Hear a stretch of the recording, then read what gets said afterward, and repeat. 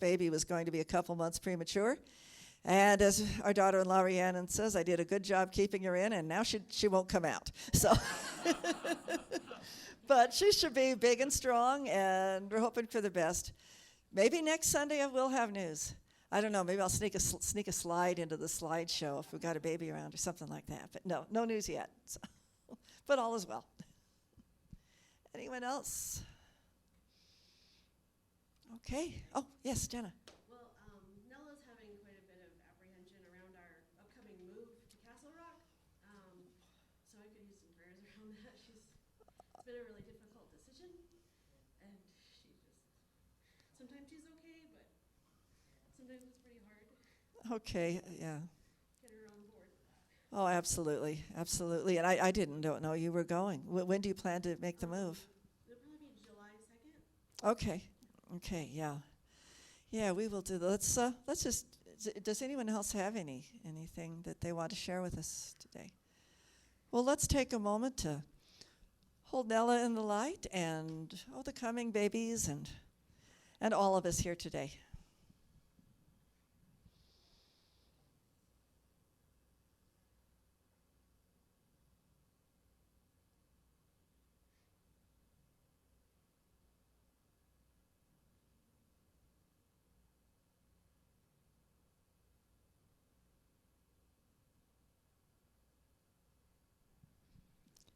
Thank you. So it is. I wish Nella many, many new friends and happy days. So with that, Pam Denny will offer us the daily word today.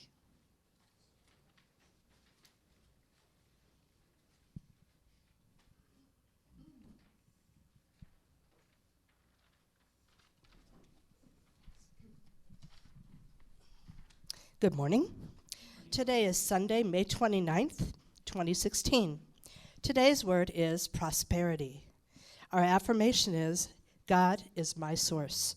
I am prosperous. God is the fulfillment of my every need. Fulfilling relationships, good health, and financial wealth are blessings from my divine source. Wherever there is a need in my life, I turn to God in prayer. I release any fear or doubt that arises from perceived lack. With faith and assurance, I affirm, God is my source. Nothing and no one can keep me from my good. My spiritual health is not determined by any physical diagnosis. My financial status is not dependent upon a paycheck or any outside agency. The loving Spirit of God is the very substance of all my good. I give thanks in advance, knowing my highest good is unfolding now. Our scripture for today is from Deuteronomy chapter 28, verse 12. The Lord will open for you his rich storehouse, the heavens, to give the rain of your land in its season and to bless all your undertakings. Let us acknowledge this sacred moment by singing Surely the Presence.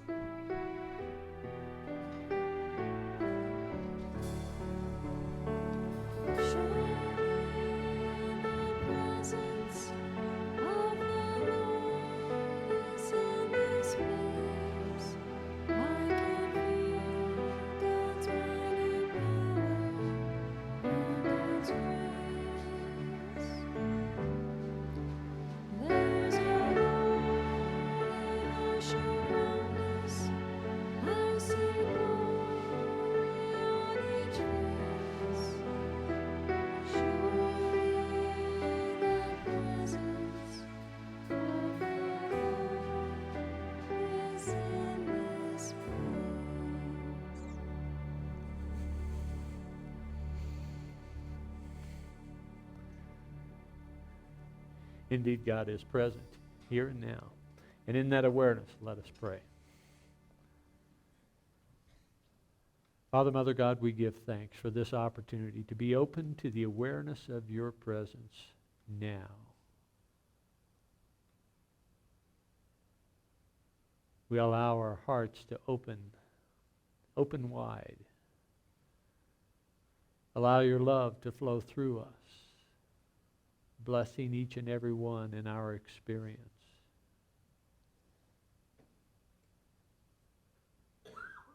We let go of any expectation of their reaction.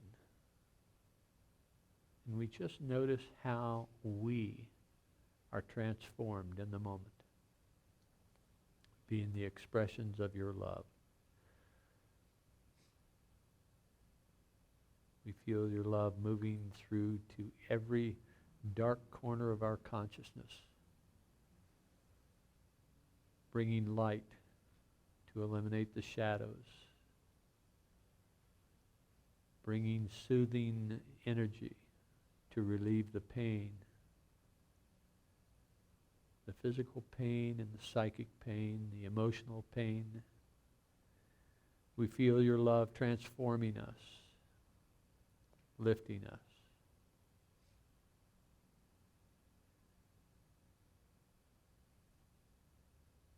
And for those in our experience who seem to have a need for the awareness of your love, we see them blessed. We see them filled with your love. We see that love so filling them that they have no choice but to let it flow through them into the moment.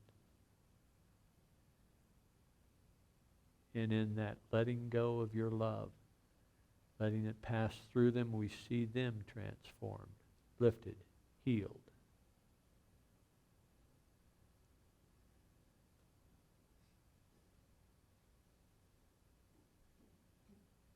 And in our own experience, we give thanks that this is so.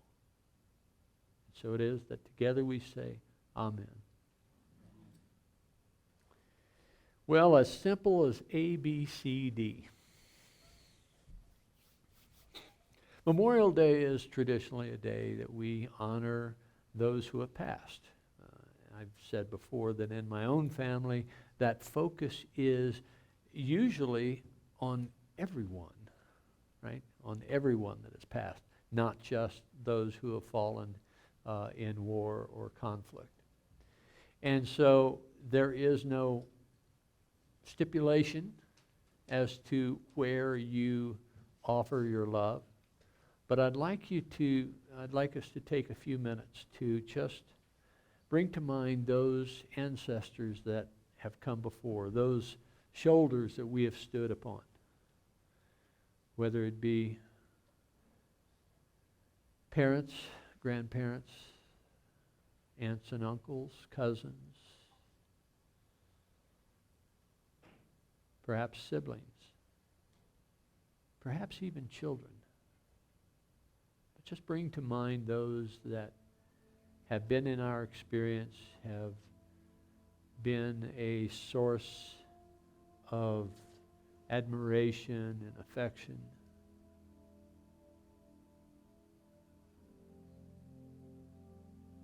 And feel them present here now.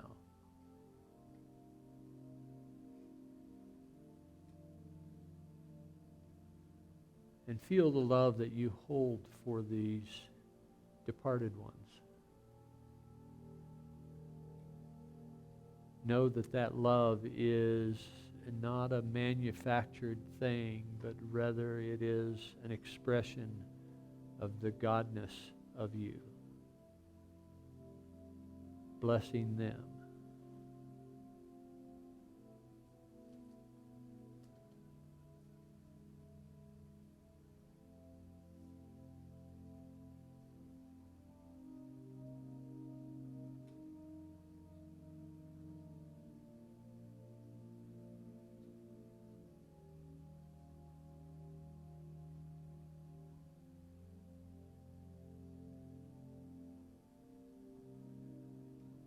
Breathing in and breathing out,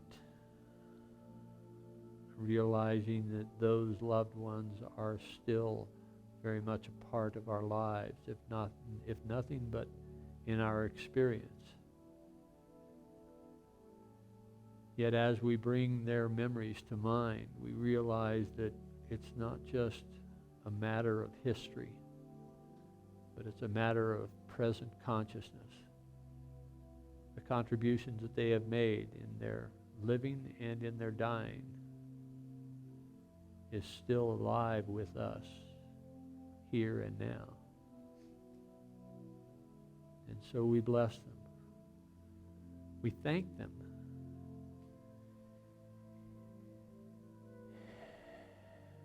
We breathe in and we breathe out, and we come back into this time and space with that deep appreciation for their presence in our lives.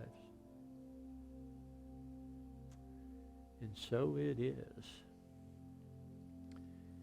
Well, this honoring of the ancestors is an important part of our continued healing for their passing, continued appreciation for their contributions to who we are today, because indeed we are the product of our experience, and our experience including those individuals. There is that awareness that their contributions to our state of mind, our consciousness, is very real and very alive today.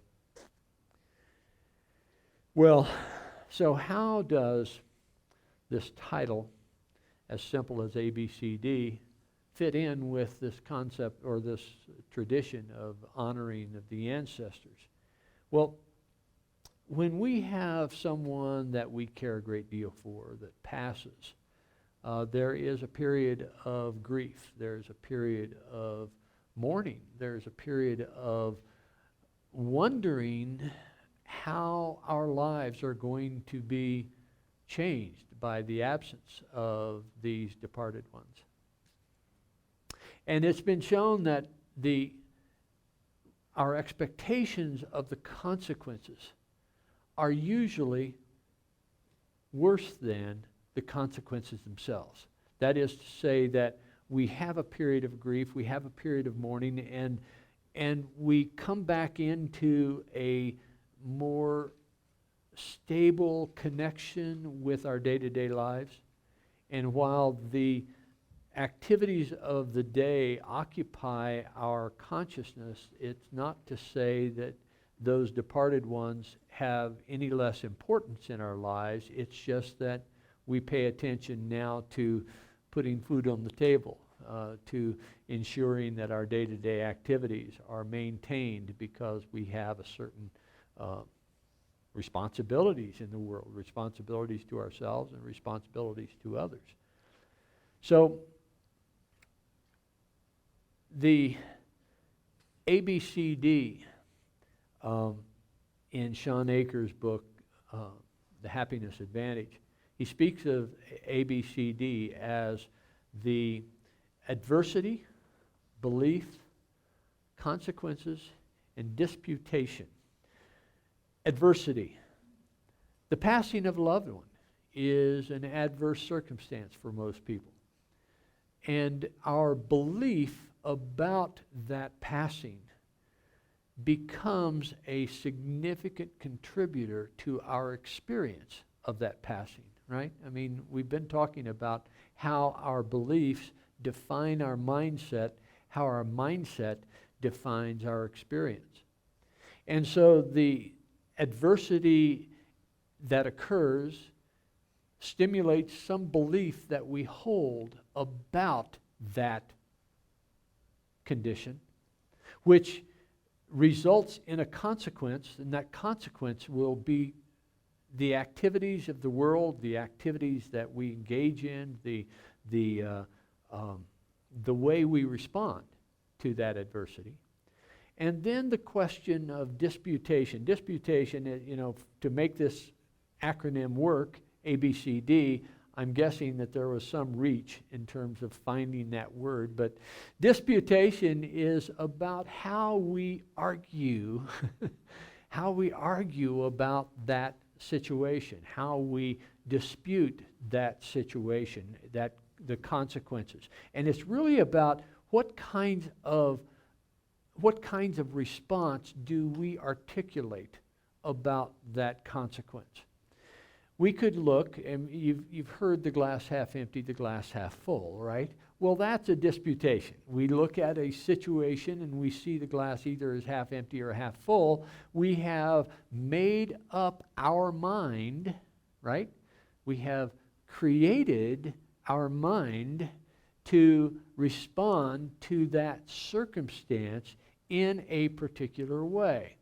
And so when we look at a consequence and we see the glass half empty, we have established a framework that we will respond in perhaps several different ways in the days, weeks, months, perhaps even years to come.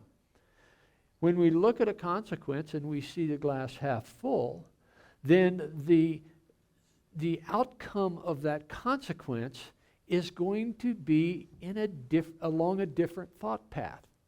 And that different thought path is actually opening the doors for our realization of a new experience coming out of that given adversity, right? So we have, let's say we have a brother and a sister. And the brother and the sister both love the parent very much. The parent passes. And the brother has one approach, looking at the situation as glass half empty, and the sister has a different approach, looking at the glass half full. Now, it's not to say that the sister is going to be joyful about the parent's passing, but rather the sister is going to have a whole range of options, of reaction options, that are going to be different than the brother's, right? The brother is going to be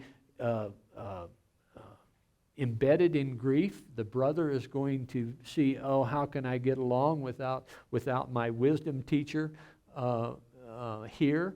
How am I going to live my life without being able to pick up the phone and call mom? The sister, on the other hand, may have that same love and affection for the mother, but looking at the glass half full, she may respond with, gosh, I don't have my wisdom teacher here. I can't pick up the phone and call her. I guess I'm going to have to figure this out for myself, right? So when something comes up, instead of mourning the fact that mom is gone, she's going to say, well, okay, what would mom tell me to do? Well, maybe I should follow this, or maybe I should do that, or maybe I should call this other person. But you see, the consequences of that passing of the loved one is going to be met by the brother and sister in two different ways.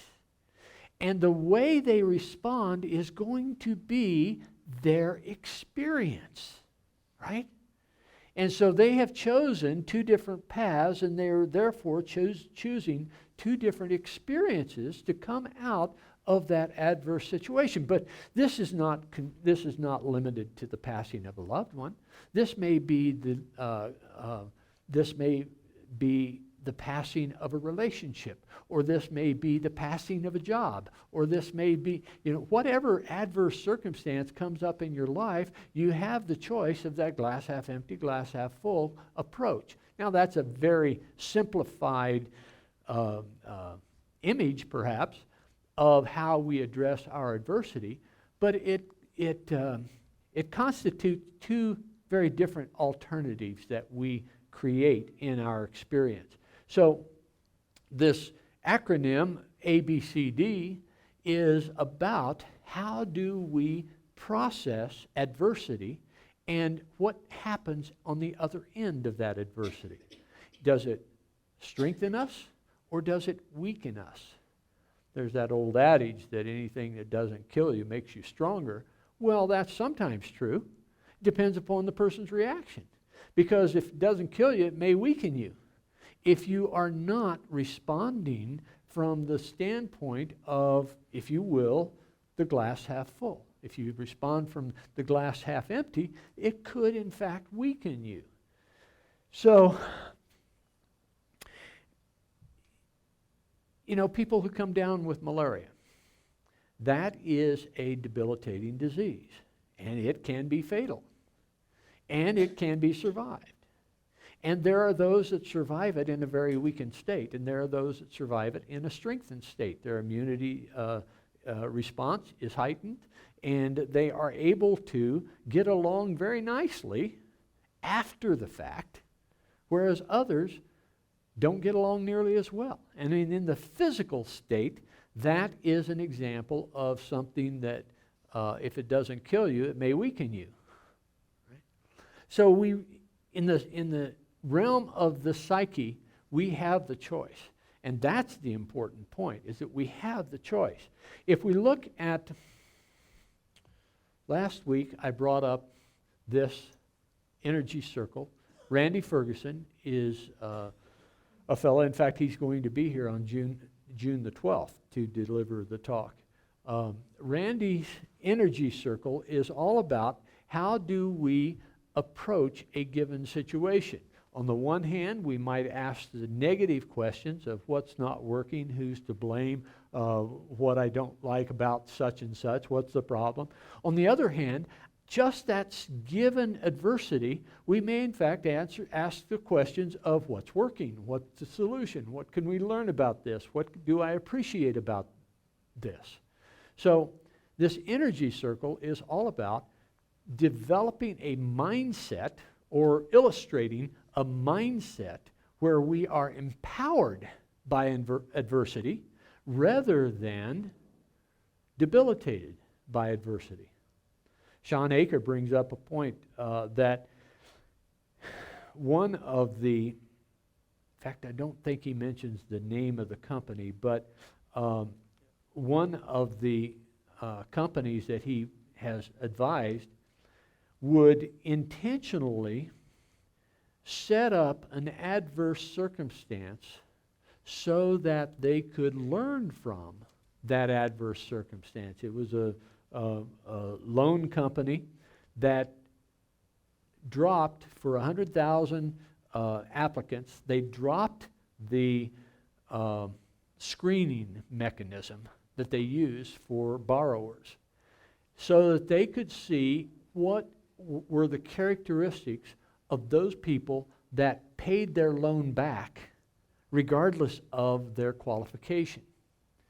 And what came out of that was that they were able to reassess their screening mechanism so that they could, in fact, more accurately predict who is a good applicant for a loan and who is not a good applicant for a loan. So they invested $100,000 loan or 100,000 loans, and they noticed which people paid those loans back, regardless of what their financial circumstances were.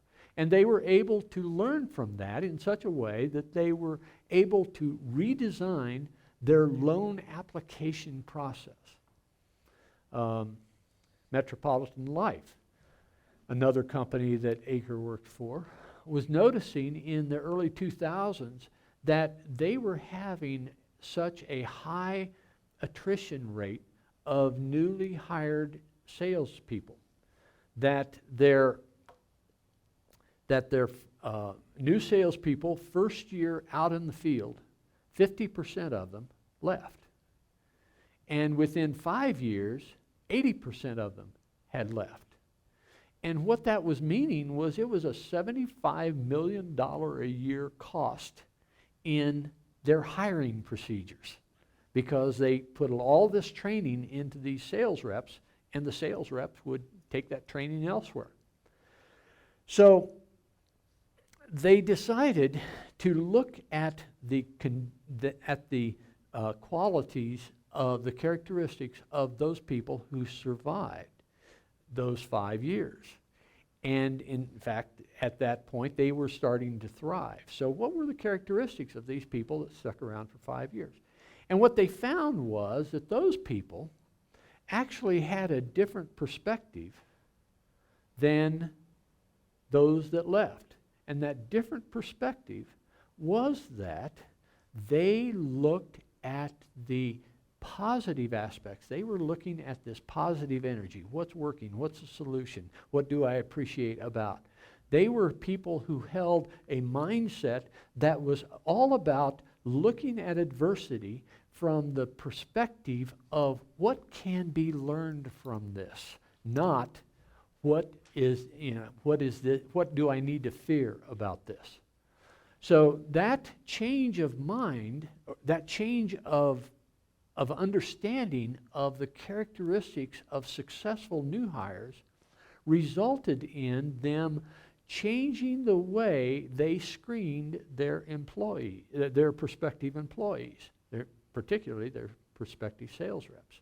And what they did was they allowed the screening mechanism to identify the people that looked positively on adversity. Even if they didn't have the intellectual capability that they previously had screened for, even though they didn't have the experience that they had previously screened for, they actually focused their hiring much more on how does this person address adversity. And that's a lesson that we can learn, because indeed they found that they were more successful, their sales reps had less attrition, and that they had higher performance if they looked upon these adverse circumstances from a standpoint of what's working, what's the solution. Well, long ago, we had someone that gave us some ideas about this. In Luke 8:45 to 48, Jesus was asked.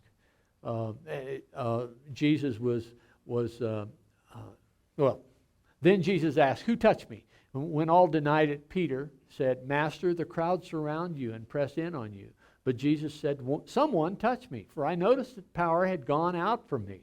When the woman saw that she could not remain hidden, she came trembling, and falling down before him, she declared in the presence of all the people why she had touched him, and how she had been immediately healed. He said to her, "Daughter, your faith has made you well. It's not that you touched me, but rather that you believed that in touching me that you would be healed." So, and it's often confused in the traditional Christian interpretation of this, that it is your faith in me that made you well. But that's not how the Scripture reads. It says your faith made you well, or belief. So this idea that Jesus was putting forward, in my understanding of this, is that it's not about that you somehow drew some healing energy from me when you touched me, but rather that because you thought that you would be healed as a result of touching me, and you had such a strong belief that that was so, that when you touched me, you fulfilled your connection, and you then believed that you were healed, and so you were. Well, he goes on in this passage, and it says, while he was still speaking, someone came from the leader's house to say, "Your daughter's dead. Do not trouble the teacher any longer." When Jesus heard this, he replied, "Do not fear, only believe, and she will be saved." And when he came to the house, he did not allow anyone to enter with him except Peter, John, and James, and the child's father and mother. Now notice, he did not allow anyone to enter but Peter, James, and John, and the child's father and mother. They were all weeping and wailing for her, but he said, "Do not weep, for she is not dead but sleeping." And they laughed at him, knowing that she was dead. But he took her by the hand and called out, "Child, get up." Her spirit returned, and she got up at once. Then he directed them to give her something to eat. What was he doing? He was bringing in a group of people. Peter, John, and Thomas. Peter, John, and James, sorry.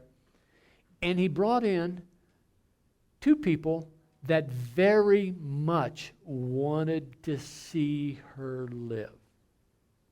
So he was bringing in believers into the room.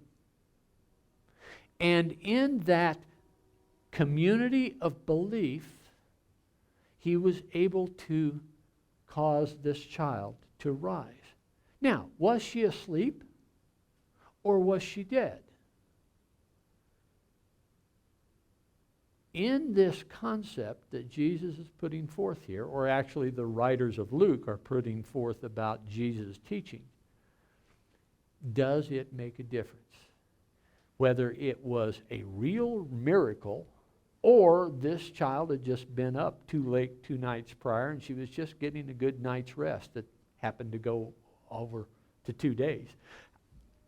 Does it make any difference? I suggest to you it does not make any difference whether this was a real miracle or not, because the reality that Jesus was teaching is that it is your belief that causes you to respond to the adversity and the consequences that arise and how you frame those consequences. It is about your belief that is important.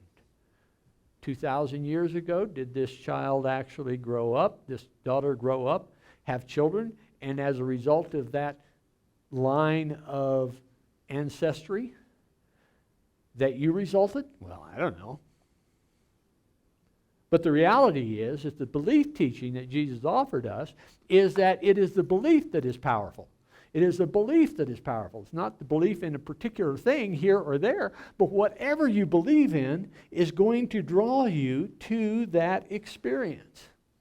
And so what I suggest to you is that as we look at these 5 pillars of faith, that the thoughts we hold in mind manifest in our experience. Once again, here is more proof that this is true, but you don't need to have item by item by item by item, example by example by example by example of this being so. All you need to do is pay attention to your own life and notice that what you do believe, what you hold in mind, the thoughts that you process, will in fact cause your experience to be the outgrowth of those thoughts.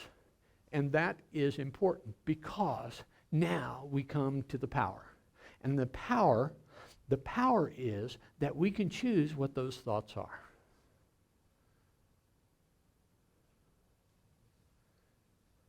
Voltaire said, and I thank Ginger for this morning, Voltaire said that I choose to be happy because it is healthy. We can choose to be happy. We can choose to be happy. Too often we forget that we have the choice, but that is truly our divine power. We choose the thoughts we hold in mind. We'll have our meditation. As we come into our meditation, let us come in with I cast all my cares.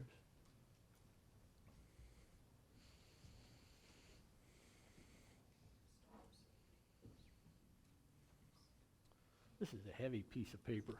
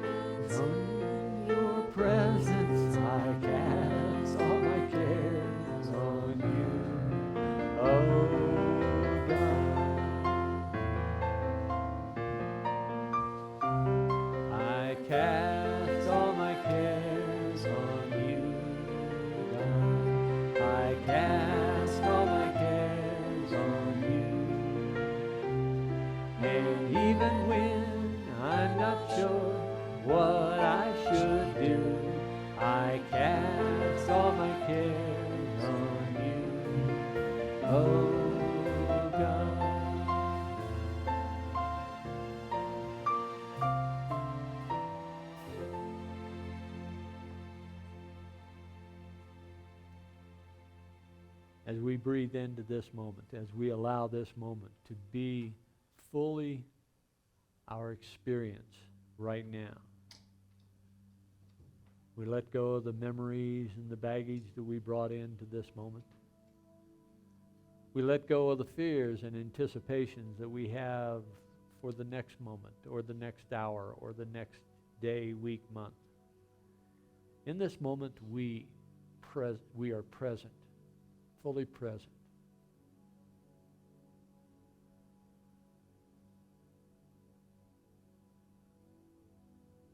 Attending to our breath, noticing our thoughts,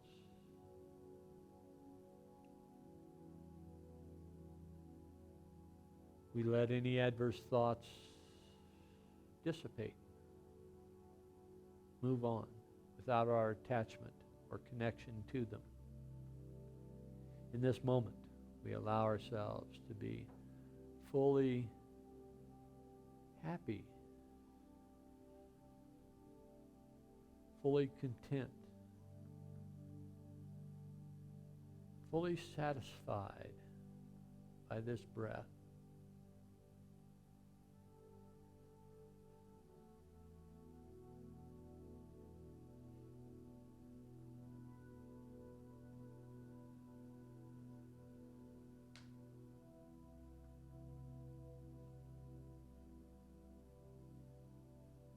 Letting go of any anxiety or fear. Let us pay attention to how love flows in.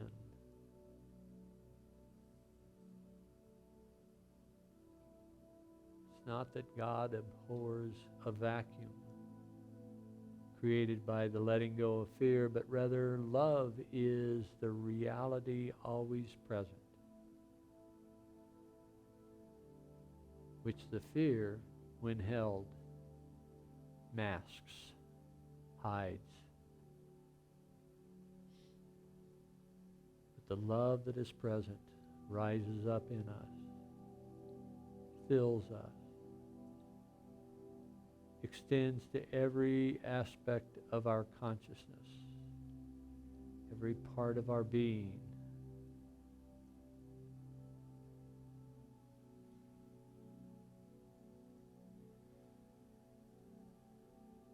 And we are blessed.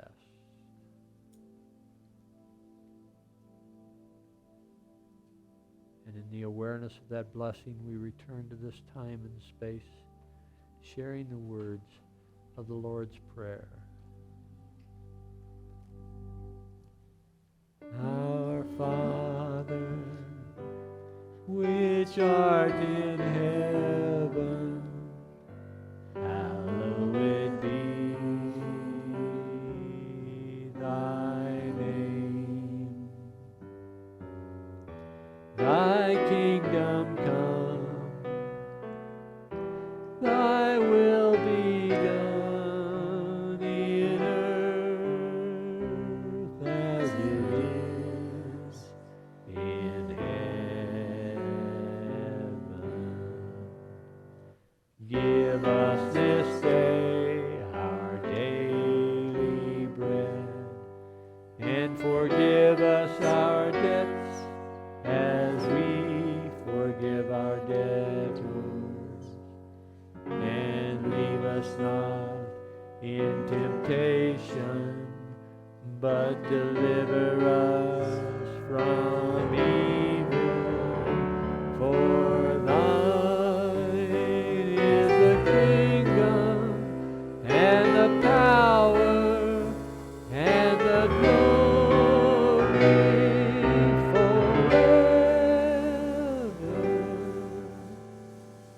forever.